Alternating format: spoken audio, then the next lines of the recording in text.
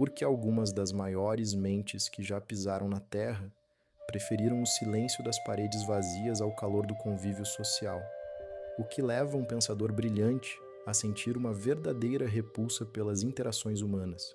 Será que o isolamento é uma maldição psicológica ou um privilégio exclusivo daqueles que enxergam longe demais? Arthur Schopenhauer, um dos filósofos mais afiados e realistas do século XIX, tinha uma resposta definitiva para isso, e ela está longe de ser politicamente correta. Para ele, o mundo exterior era um palco de superficialidade, movido por interesses mesquinhos, fofocas e distrações fúteis. Em suas próprias palavras, a solidão é o destino de todos os espíritos excepcionais. Para Schopenhauer, a genialidade exige, por natureza, um afastamento desse espetáculo medíocre. Mas será que ele estava certo? Ou esse desprezo pela sociedade é apenas uma incapacidade crônica de se conectar com o próximo? Se olharmos para a história, nomes como Nikola Tesla, Emily Dickinson e Isaac Newton não se destacaram apenas por suas mentes revolucionárias, mas também por suas vidas profundamente isoladas. Seriam eles incompreendidos vagando na escuridão, ou indivíduos que transcenderam a necessidade humana de pertencimento? Hoje, vamos mergulhar na filosofia de Schopenhauer para entender a mecânica por trás do isolamento intelectual. Vamos descobrir se a solidão é um fardo pesado demais, ou a maior vantagem competitiva que uma mente pode ter. Para Schopenhauer, afastar-se do mundo não era uma escolha excêntrica, era uma consequência matemática da inteligência. Quanto mais a sua mente se desenvolve, mais difícil se torna encontrar alguém que consiga acompanhar o seu ritmo de pensamento. Cria-se um abismo invisível. Enquanto a maioria das pessoas se ocupa com o que é imediato e banal, o gênio está preocupado com o que é universal e profundo. Ele defendia que o homem só é verdadeiramente autêntico quando está sozinho. Se você não suporta a solidão, você não ama a liberdade, pois o peso das expectativas sociais nos obriga a usar máscaras o tempo todo. Ao longo da história, essa dinâmica se repete. Nikola Tesla evitava o contato humano quase por completo, convicto de que a vida social roubava-se a energia necessária para as suas invenções. Friedrich Nietzsche, outro gigante que viveu à margem da sociedade, foi cirúrgico ao dizer que a multidão é um oceano onde os espíritos livres se afogam. Porém, essa clareza mental cobra um preço altíssimo. Romper com as convenções sociais pode empurrar o indivíduo para uma alienação dolorosa. O próprio Schopenhauer admitia que esse isolamento pode esmagar a alma.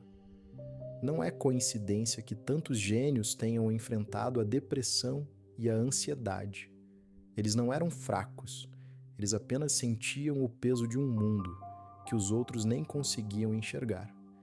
Mas afinal, a solidão é uma bênção ou uma tortura? Schopenhauer não tinha dúvidas. Para as mentes elevadas, ela é um presente. Ele via as interações sociais como um grande teatro de fantoches, onde ninguém é real. Para ele, as pessoas não buscam conexões autênticas. Elas buscam validação, status e a satisfação de desejos egoístas.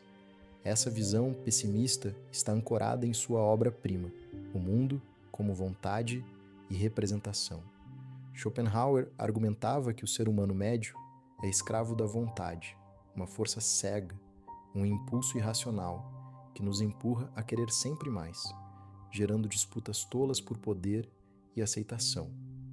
Nietzsche compartilhava desse desdém, alertando que as pessoas preferem se apegar a ilusões confortáveis do que encarar a verdade nua e crua.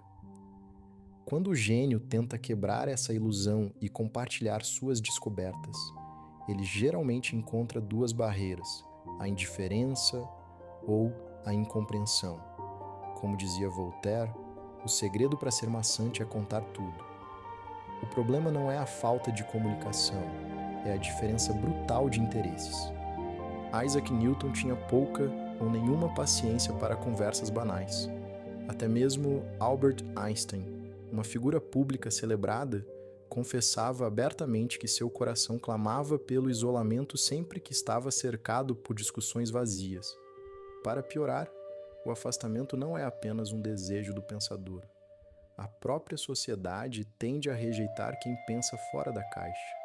Ideias inovadoras causam desconforto.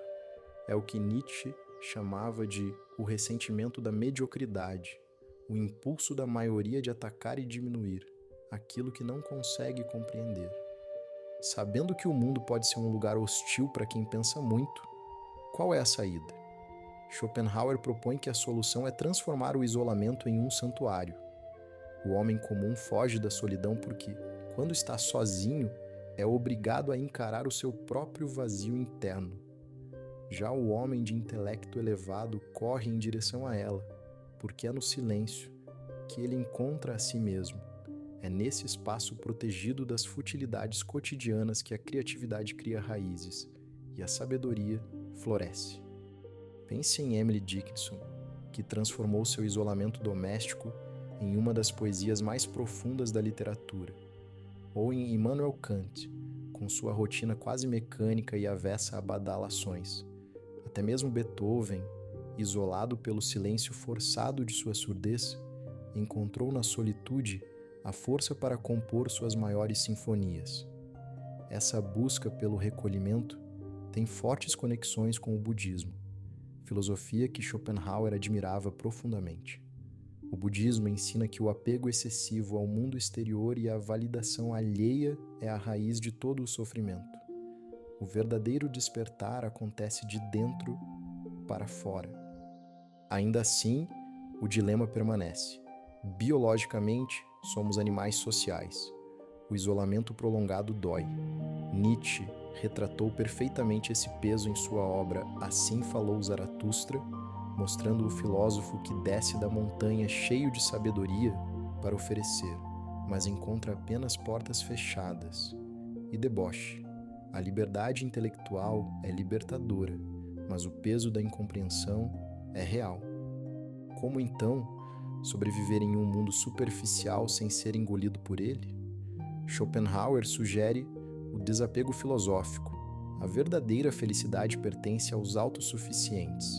Não tente mudar a sociedade e não se irrite com a mediocridade alheia. Em vez disso, adote a postura de um cientista.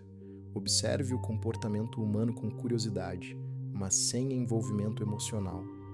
É a mesma sabedoria do imperador estoico Marco Aurélio que escreveu: dê a si mesmo o presente de ser indiferente àquilo que está fora do seu controle. Schopenhauer não defendia o isolamento total e radical. Ele sabia que precisamos de pontes mínimas com o mundo. O segredo está em filtrar. Escolha a dedo com quem interagir e guarde a sua energia para o que realmente importa. Em uma era digital saturada de futilidades, notificações incessantes e conexões descartáveis, esse conselho nunca foi tão vital. Proteger a sua mente não é arrogância, é autopreservação. A solidão pode até ser um fardo em alguns dias, mas ela continua sendo o maior privilégio de quem escolheu pensar por conta própria. E agora, a pergunta fica para você. Você prefere se moldar para caber no mundo ou aceita o preço da solitude para manter a sua liberdade mental? Deixe sua opinião nos comentários. Se inscreva no canal para mais reflexões profundas e nos vemos no próximo vídeo.